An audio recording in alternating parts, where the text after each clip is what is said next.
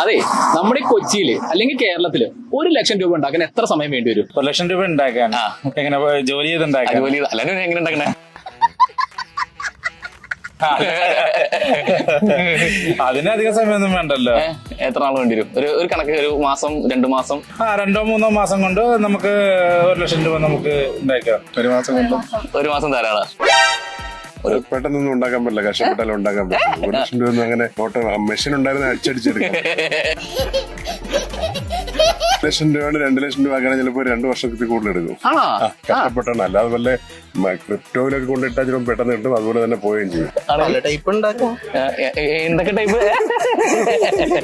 എന്തൊക്കെ ടൈപ്പ്?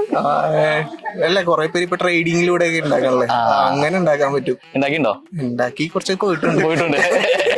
നമ്മളെ സംബന്ധിച്ച് 1 ദിവസം അല്ല 2 ദിവസം വേണം. 2 ദിവസം വേണോ? 2 ദിവസം കിട്ടും.